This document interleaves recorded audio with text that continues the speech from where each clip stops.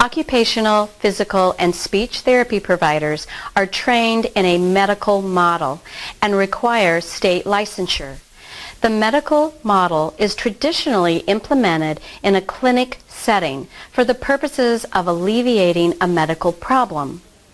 But the purpose of occupational, physical, and speech therapy in First Steps and the public preschool special education setting is different than the traditional medical model. Let's listen to what the therapists have to say in describing the therapy intervention model of these two systems. In First Steps, we use a developmental model, which looks at infants and toddlers at their developmental skills. So what they can do as far as eating or moving or interacting with parents and caregivers, how they participate in home routines, and then work to help fill in those steps that they need to progress.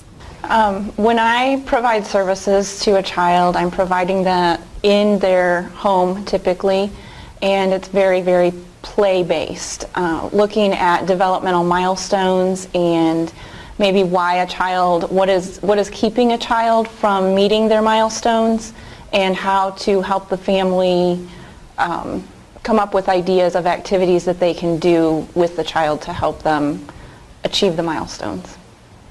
The educational model is different because it's not on the developmental milestones and meeting all the milestones.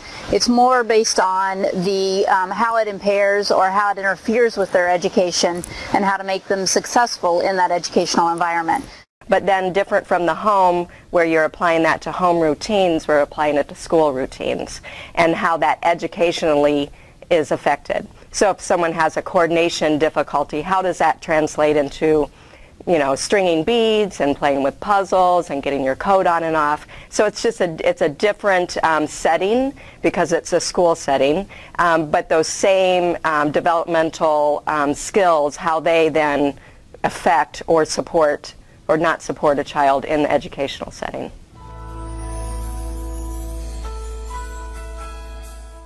Well, they are assessed using the AEPS, which is right now what all of Indiana uses for First Steps eligibility. Then they need to show a significant enough delay to qualify for the program, which would show itself in either 2 standard deviations below the mean in one area or 1.5 standard deviations below the mean in 2 areas. The areas being things like fine motor, gross motor, adaptive skills, communication, social, and cognitive. We go to the home, definitely the natural environment. Typically we're meeting with the parents in the home and the child. We also are able to go to the babysitter or the daycare and meet the parents there with the child, and that's where we do the assessment. The differences are, you can qualify for a developmental preschool or the special education preschool, where you would receive more than just speech services, or you may see the child in the community preschool for services. If you're looking at a 3 to 5 preschool within the school system, typically those evaluations are conducted by a team, usually therapist, the needed therapist, as well as a psychologist, as well as a special education teacher. And then from there it is determined whether those children would best be served in the community preschools or in the special education preschool, and what services they would be getting.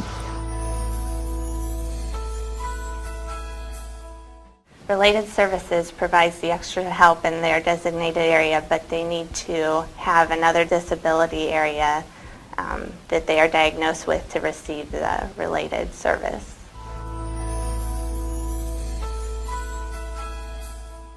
If a child falls into that gray area there and does not qualify for OT, there's always medical-based models. There's outpatient therapy available across the city that someone could go and continue their occupational therapy in an outpatient model. At the end of every evaluation, if there are some areas of concern, the team provides suggestions on some things that the family can do to help support the child, and they can also be referred out into the medical community, which would look like an outpatient clinic.